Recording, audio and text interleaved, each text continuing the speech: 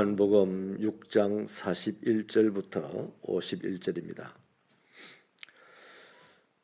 요한복음 6장 41절부터 51절 한 절씩 교독하겠습니다. 자기가 하늘에서 내려온 떡이라 하심으로 유대인들이 예수에 대하여 수군거려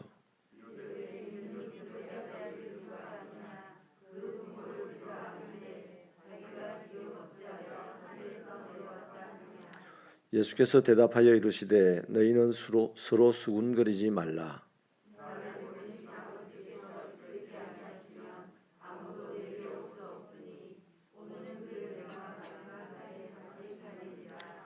선지자의 글에 그들이 다 하나님의 가르치심을 받으리라 기록되었은즉 아버지께 듣고 배운 사람마다 내게로 오느니라.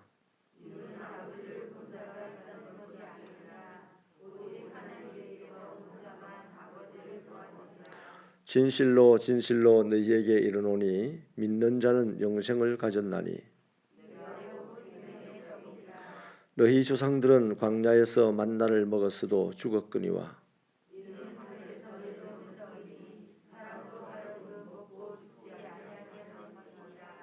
같이 읽습니다. 나는 하늘에서 내려온 살아있는 떡이니 사람이 이 떡을 먹으면 영생하려. 내가 줄 떡은 곧 세상의 생명을 위한 내 살이니라 하시니라. 아멘. 감사의 예물 드립니다. 차지연 집사님, 정영집 집사님, 송원실 권사님 가정에서, 김동현 집사님, 오수정 권사님 가정에서, 송윤재 장로님, 최소영 권사님 가정에서, 이승홍 집사님, 차종옥 집사님 가정에서, 곽정순 집사님, 정문규 집사님 가정에서 드렸습니다. 십자가가 얼마나 귀한지 오늘 결론적으로 말씀드리면, 십자가에서 예수님의 육신은 우리의 먹을 양식이 되었고 예수님의 육신은 우리가 마실 음료가 되었다 하는 겁니다. 오늘 이 사실을 꼭 마음에 새겨놓고 말씀을 들으면 좋겠습니다. 오병 이후의 기적에서 시작된 떡에 대한 대화가 오늘 정점에 도달합니다. 그런데 점점 미궁석에 빠져들어가는 느낌이죠. 그래서 사람들은 더 이상 이해하는 것이 어려워졌습니다. 예수님께서 오병이어의 기적을 일으킨 이 놀라운 일을 목격한 사람들은 먹을거리를 해결할 수 있는 분으로 여겨서 만사를 제쳐놓고 오늘 또 내일 또 밤에도 예수님을 따라다녔는데 이 가버나움까지 배를 타고 따라왔습니다. 엄청난 기대를 하면서 계속해서 표적을 요구하죠. 그런데 예수님은 그들이 점점 모를 말씀만 하셨습니다. 썩을 양식을 위해 일하지 말고 영생하도록 있는 양식을 위해서 일하라 하는 27절의 말씀 정도는 이해가 됩니다. 안 썩는 음식이라서 영원히 창고에 보관해 둘 수 있겠구나 하는 생각을 할 수 있겠죠. 그런데 자신이 하늘에서 내려온 참떡이다 이렇게 말씀을 할 때부터는 이 뭔가 얘기가 이상하게 간다 하는 것으로 생각되었을 겁니다. 그러자 유대인들은 수군거리기 시작했죠. 이분 미쳤다. 또 어떤 사람은 미친 것보다도 저 사람이 하는 말이 굉장히 심오하지 않냐. 또 어떤 사람들은 심오하기는 우리가 저 사람이 요셉의 아들 목수인 줄 다 알지 않느냐. 이것은 신성 모독이다라고 수군거리고 서로 갑론을박을 하고 있었을 것입니다. 이러한 수군거림 속에서도 예수님은 꿋꿋이 자신이 할 말씀을 이어가십니다. 하나님께서 이끌지 아니하면 누구도 내게 올 자가 없다. 내게 오는 자는 내가 마지막 날에 살릴 것이다. 또 아버지께 듣고 배운 사람마다 내게로 올 것이다 라는 말씀을 하시는데 예수님께 지금 안 오는 걸 보니까 아버지께 듣고 배운 사람들이 많죠. 바리새인들, 사두개인들, 정치가들 다 선지자들을 통하여서 아버지의 말씀을 듣고 배웠던 사람들인데 예수님께 안 오는 걸 보니까 제대로 안 배웠다는 거죠. 오늘 우리도 마찬가지입니다. 교회를 다니고 헌금을 하고 선교를 하고 온갖 봉사활동을 해도요. 우리 안에 이런 뜨거운 목적이 있어야 됩니다. 이거보다 더 열심을 내야 될 것이 제대로 믿어야 되겠다. 제대로 배워야 되겠다. 제대로 봉사해야 되겠다. 이 올바름, 발음에 대한 것에 애착을 많이 가져야 됩니다. 그래서 제가 한 열흘 전에 이런 말씀을 들었죠. 우리가 가는 걸음이 빠르게보다는 바르게 가야 된다. 지금까지는 빠른 것을 선호했습니다. 그래서 많이 이루었는데 그것이 우리의 업적이 되고 자랑거리가 되어서 우리는 내가 세운 업적에 깔려 죽는 그런 볼상스러운 모습을 많이 나타내었죠. 그런데 바르게 가면 좀 불편하고 더딜 수는 있지만 반드시 우리도 원하고 하나님도 원하시는 거기에 이를 수 있다는 것입니다. 그래서 지금까지 이 사람들이 하나님을 믿었어요. 하나님의 선택된 백성이라고 자부심도 가졌습니다만 하나님께 배우기도 했습니다만 하나님을 제대로 배우지 않았어요. 하나님을 압니다마는 하나님을 제대로 몰랐어요. 제대로 알지 못했어요. 하나님을 섬겼습니다만 하나님을 제대로 섬기지 않았습니다. 여러분, 백도의 물이 끓듯이 하나님께 온전히 바르게 하나님과 관계하지 않으면 아무런 의미가 없다는 얘기죠. 자, 그래서 하나님의 말씀을 제대로 배운 사람들은 예수가 메시아인 것을 알 수 있을 것이기에 예수에게 반드시 나오게 되어 있습니다. 그런데 지금까지 그런 사람들은 예수에게 안 나오는 거예요.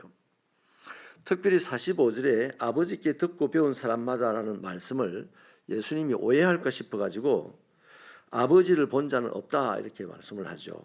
오직 하나님에게서 온 자만 아버지를 보고 제대로 배웠다는 얘기입니다. 그러니까 누굽니까? 하나님을 본 자는, 하나님께 제대로 배운 자는 누구다? 예수 그리스도 한 분밖에 없다는 것입니다.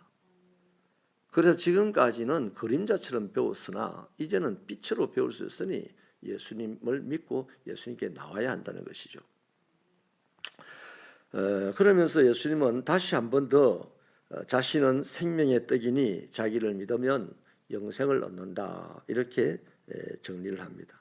그런데요, 거기서 이제 더 나아가서 굉장히 비인간적이고 잔인한 말씀을 하십니다. 어떤 말씀을 합니까? 나는 하늘에서 내려온 살아있는 떡이다. 거기다 그 떡은 바로 자기의 살이라고 말씀을 합니다. 또 자기의 피를 마시는 자는 영생을 얻을 것이다 이래 말합니다. 내 살은 참된 양식이요 내 피는 참된 음료다 이렇게 말씀을 하시는 것은 내 살을 먹고 내 피를 마셔야 너희들이 나를 믿는 자요 나와 함께 하나님의 나라에 들어가 영생을 누릴 수 있다 이 말씀이거든요. 이쯤 되니까 사람들은 살과 피를 먹고 마시라는 표현을 감당할 수가 없었습니다. 이 돌을 들어서 때려 죽여야 될 소리였습니다. 그 말씀은. 심지어 제자들조차도 60절에서 이 말씀은 어렵다. 누가 들을 수 있겠냐? 누가 알아듣겠냐? 이렇게 하죠. 그렇지만 예수님은 이 말씀을 어떻게 얘기한 거냐면 십자가에 못 박히시고 그 육신이 채찍질과 창에 찢기시고 또 그 피를 흘려서 속죄의 제물처럼 하나님께 드려졌다는 겁니다. 그리고 그것을 믿는 사람이 예수의 살을 먹는 사람이요 예수의 피를 마시고 영생할 수 있는 사람이라는 이 말씀입니다. 그런데 이 당시에는요 요한복음이 쓰여질 당시는 뭐 한 예수님이 부활 승천하시고 한 6, 70년 정도 더 지난 후에 쓰여진 글이니까 다 이해가 되는 말입니다. 그때는 성찬식이 아주 매일같이 모일 때마다 성찬식을 했거든요. 그런데 이 상황이 있던 예수님이 생존하셔서 이 말씀을 하시던 상황에서는 이 사람들이 전혀 이해를 못하는 말이죠. 한 번도 성찬이라는 경험을 해보지 못했거든요. 그러니 이 인간이 나를 보고 지 살을 먹으란다, 자기 피를 마시란다. 그럼 나를 살인자가 되라는 말 아니냐? 인육을 먹고 인피를 마신다는 것이 있을 수 있느냐 이거죠. 그 이제 우리는 알잖아요. 이 성경이 쓰여질 그 당시 사람들도 이건 알 수 있고 우리도 알 수 있습니다. 성만찬에 대한 말씀이 것이죠. 예수님은 마지막 만찬을 통해서 제자들에게도 자기 살과 피를 먹고 마셔야 한다는 말씀을 하셨습니다.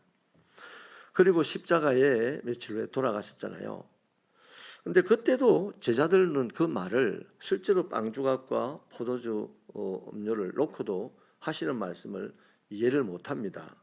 그러다가 예수님이 성천하시고 얼마 후에 오순절 날 성령이 강림하시니까 십자가에서 예수님이 우리의 살이 되고 우리의 피가 되셨구나. 십자가에 씻기신 그 육신이 우리의 양식이었고 그 흘리신 피가 우리의 음료구나. 그 어디 가서 그걸 뜯어먹고 마실 겁니까? 이미 없는데. 그걸 믿는 거예요. 그걸 진심으로 받아들이고 믿을 때 예수님이 내 안에 들어와 계신 거예요. 그래서 천주교에서는 그걸 영성체라 그럽니다. 영성체. 우리 주님은 그 몸을 다 찢으시고 자신의 피를 다 쏟으셔서 저와 여러분의 죄를 구원하셨습니다. 거기에 이루어진 자리가 어딥니까? 유대인들은 저주받은 것이라고 헬라인들은 밀어난 것이라고 하는 십자가에서 이루어진 거죠.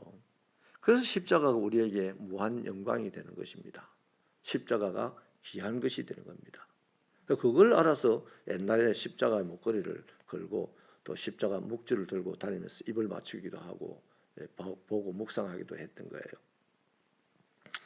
여러분, 그러한 분을 우리가 믿고 따를 때 뭐 한다? 영생의 삶을 살아가는 거라 이 말씀입니다.